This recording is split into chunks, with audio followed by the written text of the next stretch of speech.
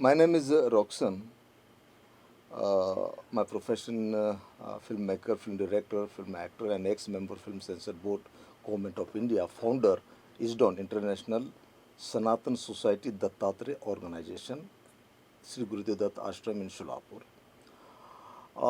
आज जो मेरे फिल्म का अभी तक मुझे वो जो टाइटल है, वो ये जो फिल्म बेस रशिया और इंडियन कल्चर पर है। एक जो टूरिस्ट है रशियन, वो इंडिया में आता है और इंडिया की स्पिरिचुअलिटी देखता है, इंडिया की जो कल्चर को देखता है, इंटरेस्ट इंडिया का जो ट्रेडिशन है उसको देखता है, उसको फॉलो करता है। बेसिकली वो इंडियन ही है, उसके वो इंडिया का ही है।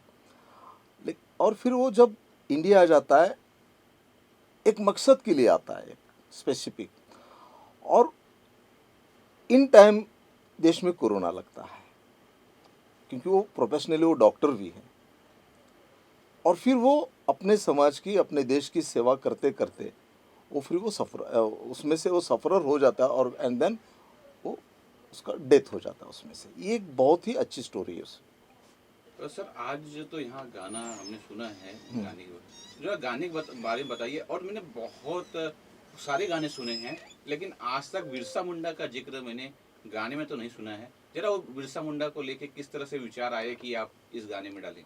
देखो, this is the first song in Bollywood and Hollywood, because मैं just I came from Russia, Crimea. तो मैंने जो वहाँ मेरी सीरियल का जो टाइटल सॉन्ग था सनातनी, जो मेरी सीरियल आ रही है DD1 पर, आध्यात्मिक भारत।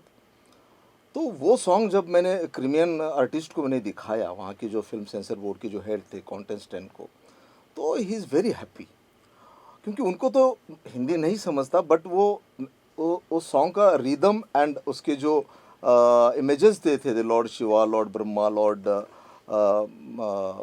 विष्णु जी, गुरु दत्तात्रेय जी, लॉर्ड कृष्णा जी, लॉर्ड रामा जी, इन सभी को देखकर तो वो महसूस करता है, इमेजिन कर रहा था कि this is the Indian culture. तो उस वक्त मैंने मोदी जी के बारे में, मैंने जब उसको थोड़ा सा मेरा आंसर क्वेश्चन हुआ, तो उन्होंने मोदी जी के बारे में बहुत ही पॉजिटिवली उन्होंने बात की। और वैसे तो रशिया और भारत बहुत वो पुराने हमारे फ्रेंडशिप है। और फिर मेरा फ़्लाइट अबू धाबी में थोड़ा रुका, फिर दुबई में रुका। वहाँ भी मैंने कुछ लोगों से बात की। कजाकिस्तान का मेरा एक फ्रेंड था, उसके साथ मैंने बात की, तो वो मोदी जी के पॉलिसी पर वो बहुत ही हैप्पी थे। और जब मैं इंडिया आया, तो इंडिया के ऑलमोस्ट मैं जम्मू कश्मीर टू कन्याकुमारी तक मैंने हिंदुस्तान को देखा है। और मैंने ऐसा डिसाइड किया कि मैं कुछ 2024 को मैं एक ऐसे युग पुरुष भी अगर कहा जाए, तो वो मेरे लिए वो डिज़र्व होगा उनके लिए। और फिर मैंने सोचा कि एक गाना मैं बनाऊँ 2024 और मेरे फिल्म का, और मैं उसको लोगों के सामने वो प्रेजेंट करूँ। ये मेरे लिए, यानी कि देखना और सुनना, सो मेनी डिफरेंस। मैंने देखा मोदी जी का करिश्मा। मैंने सर ये भी देखा है इस गाने के अंदर पिछड़े वर्ग का भी बात किया गया है। अच्छा, ये गाना इंटरनेशनल टाइप का गाना है। रशियन राष्ट्रपति जी इसमें मैंने देखे हैं, बाबा साहब अम्बेडकर का भी इसमें जिक्र हुआ है, और मोदी जी का भी जिक्र है इसके अंदर। तो गाना किसने गाया है, जरा वो भी रूपरेखा आप बताना चाहें? देखिए, ये गाना एक्चुअली बहुत जब बॉलीवुड के सबसे ग्रेट सिंगर मोहम्मद आजिज, जिनको मुन्ना कहा जाता था बॉलीवुड में, उन्होंने गाना गाया है, और उसको म्यूजिक दिया है सर्वेश शर्मा जी और प्रदीप रंजन जी ने।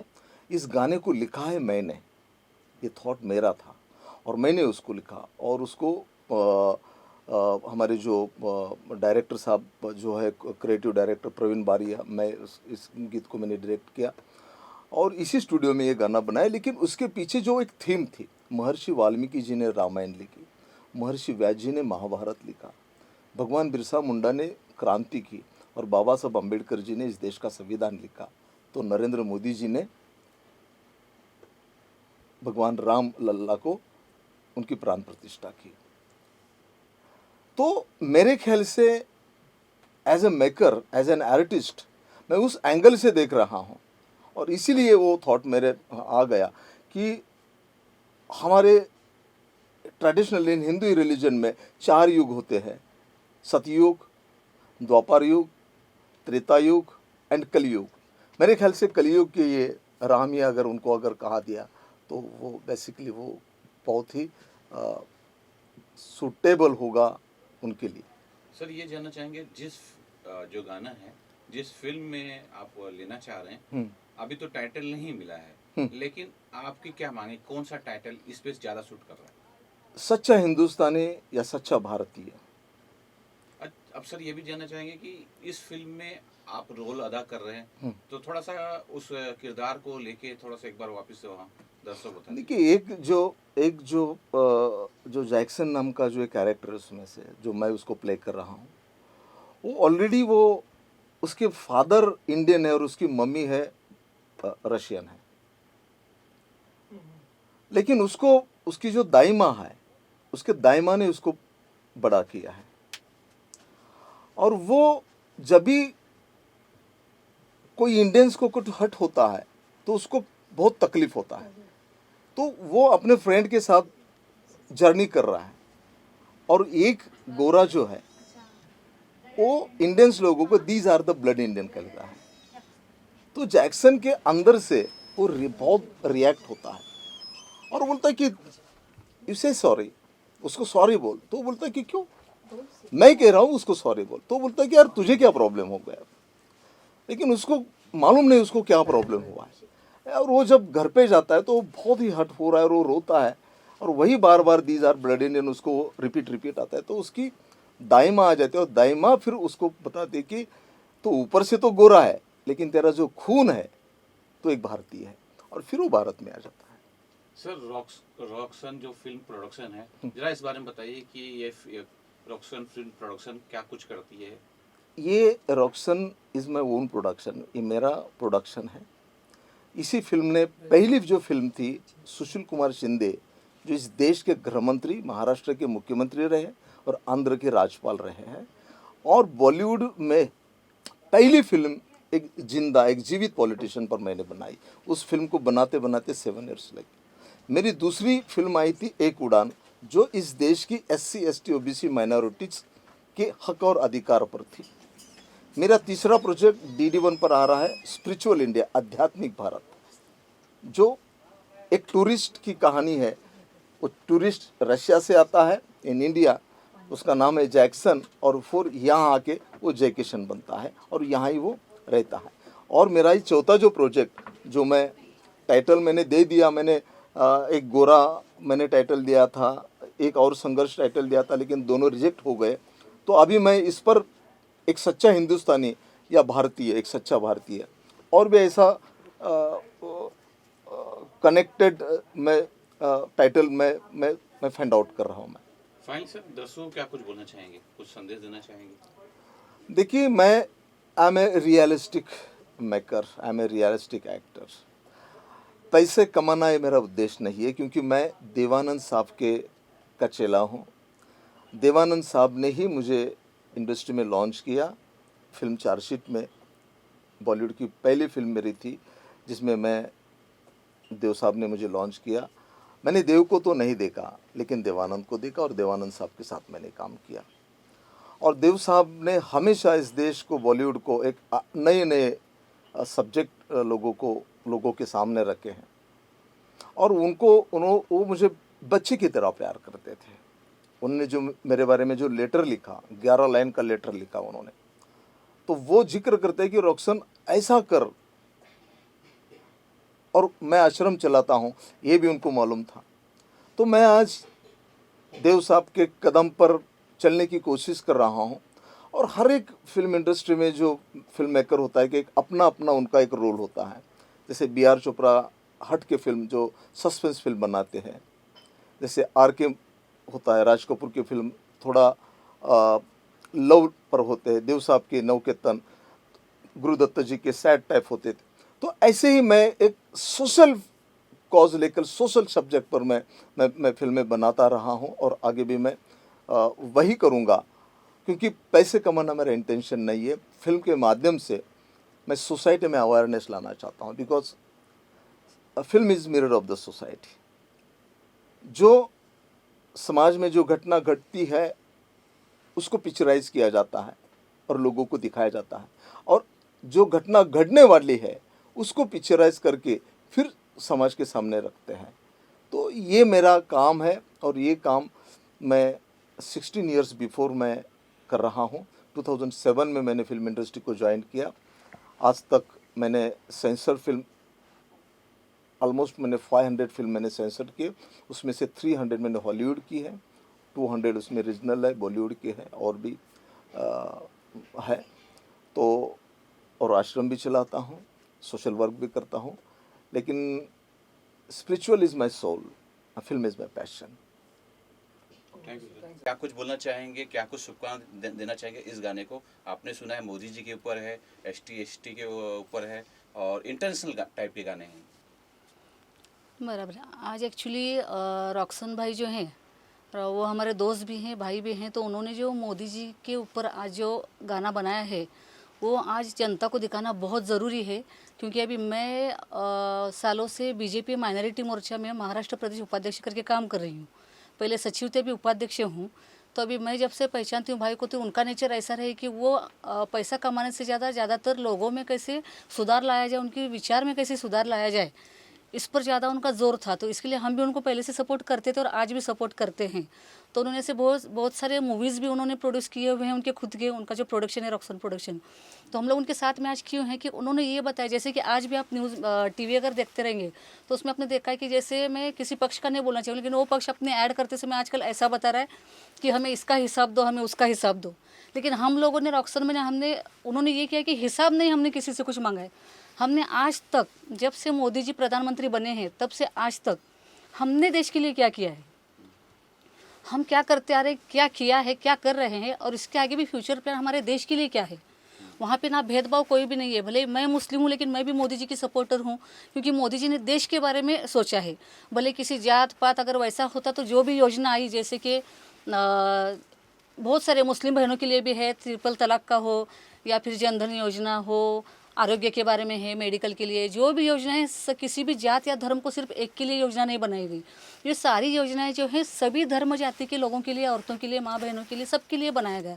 बच्चों के लिए स्कॉलरशिप हो या तो फिर शैक्षणिक कर्ज हो, ये सब जो है मोदी जी ने आज तक जो किया है वो हमने बताने का कोशिश किया कि हमने किसी को आरोप नहीं किया, किसी का हिसाब नहीं मांगा है जो आज लोग मांग रहे हैं। तो इसलिए हम लोग को, मैं प्राउड फील करती हूँ कि रॉक्सन भाई जो आज जो आगे बढ़ रहे हैं और पुढाकार जो ले रहे हैं ऐसा काम करने के लिए, ऐसा सॉन्ग बनाने के लिए, जो मोदी जी का कार्यकाल में उन्होंने जो अच्छे काम किए हैं, कर रहे हैं, उनका मतलब वो बताने का प्रयास उन्होंने जो किया है वो एकदम बेस्ट और एकदम सही किया है। इसके लिए हम लोग दिल से उनको, रॉक्सन भाई को शुभेच्छा देना चाहेंगे, और ऐसे ही हमारे भाई आगे बढ़े और हमेशा उनके साथ रहेंगे, रॉक्सन भाई की भी और मोदी जी साथ की, उनके भी साथ भी। तो यही उनको शुभकामनाएं देती हूँ, और भविष्य के लिए भी उनको all the best. Thank Modi you. Ji और तमाम बीजेपी वाले 400 पार का नारा दे रहे हैं। कल स्थापना दिवस भी था बीजेपी का। Yes. क्या कुछ बोलना चाहेंगे? 400 पार हो सकता है? ऑब्वियसली हो सकता है, क्योंकि जनता भी अभी जान चुकी है। जनता भी पहले जो बीच में जो पीढ़ी थी वो कैसे सुनी सुनाई बातों पे जाती थी। आजकल की जो सुशिक्षित वर्ग जो है, हमारे जो बच्चे, आज की जो पीढ़ी है, उनको समझ में आता है कि किसको रोज़गार मिल रहा है, क्या बदल हो रहा है, क्या नहीं हो रहा है। सब एक्चुअली आजकल बच्चे समझते हैं। जो पढ़े लिखे नहीं थे, बीच में जो काल में जो अडानी लोग थे, जो उनको समझ में नहीं आता था कि क्या प्रगति हो रही, क्या नहीं। सिर्फ जो उन्होंने जो एडवर्टाइज़ किया, कान भरे, फूकिया और सुना, इतना ही हो गया। तो मुसलमानों का भी हमारा गट्टा मतदान करके आज तक जो यूज़ किया जाता था, तो वो भी अभी नहीं हो रहा है कि हम सब मुसलमान बहुत, मतलब 85% के ऊपर मुस्लिम तो हम मोदी जी के साथ हैं।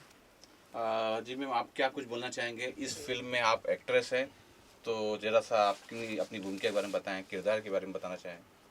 हाँ, ये जो रॉक्सन फिल्म प्रोडक्शन है, सर ने मुझे बहुत अच्छा मौका दिया है, इस मूवी में एज अ लीड दिया है। और इसकी स्टोरी मैंने सुनी, काफ़ी अच्छी इसकी स्टोरी है। और इसके जो म्यूज़िक डायरेक्टर हैं प्रदीप रंजन सर हैं, वो भी काफ़ी अच्छे हैं। तो मुझे तो बहुत खुशी हुई, सर ने मुझे इस फिल्म में इतना अच्छा मौका दिया, और मैं चाहती हूँ उनके साथ काम करूँ और आगे भी काम करती रहूँ उनके साथ। Thank you. नमस्कार। पहले तो सबसे पहले मैं मेरा नाम बोलूँगा। मेरा नाम प्रवीण बारिया है और मैं एज ए कोरियोग्राफर था एक्चुअली, लेकिन धन्यवाद करूँगा रॉक्सन जी का, रॉक्सन फिल्म प्रोडक्शन का, कि उन्होंने मुझे इस सॉन्ग के लिए और इस फिल्म के लिए एक क्रिएटिव डायरेक्टर के रूप में मुझे रखा हुआ है एक्चुअली। तो काफ़ी कुछ मेहनत किया हुआ है इस सॉन्ग पर। और मैं तो यही चाहूँगा दर्शकों से कि इस गाने को इतना प्यार दीजिए, लाइक कीजिए, शेयर कीजिए, कमेंट कीजिए। और मैं रॉक्सन फिल्म और रॉक्सन जी को शुभकामनाएं देता हूँ मैं। धन्यवाद। मैं रॉक्सन सर को बचपन से जानती हूँ। मेरे पापा के बहुत अच्छे फ्रेंड है। उनकी मेहनत हम लोगों ने बचपन से आज तक देखी है। उनका जो भी कार्य है, फिल्म मेकर है, व्हाटएवर। एंड अभी जो उन्होंने जो मोदी जी के ऊपर गाना किया है वो बहुत ही अच्छा है। पब्लिक तक जाएगा, उनको समझ में आएगा कि अभी इलेक्शन भी है, तो उनको पब्लिक को समझ में आएगा कि मोदी जी अगर फिर से पंतप्रधान हो जाएंगे तो देश के लिए ये अच्छा है। तब्बूसम मैडम ने बताया है कि बीजेपी ने देश के लिए क्या क्या किया है, और ये गाने के थ्रू रॉक्सन ने भी उनका बहुत अच्छा पब्लिसिटी किया है। रॉक्सन प्रोडक्शन और सर को और मैम को मैं बेस्ट ऑफ लक करती हूँ उनको फ्यूचर के लिए और इस फिल्म के लिए। बोलना चाहेंगे इस गाने को आपने सुना है और ये इंटरनेशनल टाइप का गाना है, क्या कुछ सब शुभकामना भी रहेगी आपकी? बहुत बढ़िया गाना है। हमारा देश जो है वो सबसे बड़ा लोकशाही लोकतंत्र का देश माना जाता है पूरी दुनिया में। और आज हमारे देश में एक बहुत बड़ा महाकुंभ होने जा रहा है, जिसे लोकशाही का जो एक बहुत बड़ा उत्सव कहते हैं। लोकसभा इलेक्शन हो रहे हैं 2024 के। तो इस उपलक्ष्य में हमारे मित्र रॉक्सन जी ने जो गाना बनाया है, मोदी जी फिर प्रधानमंत्री क्यों नहीं, ये बहुत ही कैची है और बहुत ही अच्छा है। और ये एक अच्छी एक सकारात्मक सोच देता है हर किसी को, और जिसके बल पर हमारे देश के हर आम नागरिक को एक सही निर्णय लेने में ये बहुत अच्छी तरह से मदद करेगा। तो मेरी इनकी ये गीत को और ये सब ये पूरी टीम को बहुत बहुत शुभकामनाएं। धन्यवाद। नकुल सर, क्या कुछ बोलना चाहेंगे आप? फिर मोदी जी के बारे में जो ये गाना बनाए हैं, बहुत अच्छा गाना बनाए हैं। और हम चाहते हैं कि ये गाना हिट हो, और हमारी टीम जो ये मिल के ये गाना बनाया है, पक्का है कि 100% हिट होगा और एक नया क्रांति लाएगा। मोदी जी को जो लोग हटाना चाह रहे हैं उनके एक ये रहेगा कि नहीं, क्यों मोदी जी नहीं आएंगे। इसके लिए हम लोग एक गाना बनाए कि अगली बार मोदी जी को ही आना है, ताकि हमारे जो अपना हिंदुत्व का जो ये है वो हमेशा बना रहे। इसलिए मोदी जी को हम लाना चाह रहे हैं, और रॉक्सन जी ने इस पर बहुत अच्छा कदम उठाए हैं। उसके लिए ढेर सारी शुभकामनाएं उनको, ढेर सारी धन्यवाद।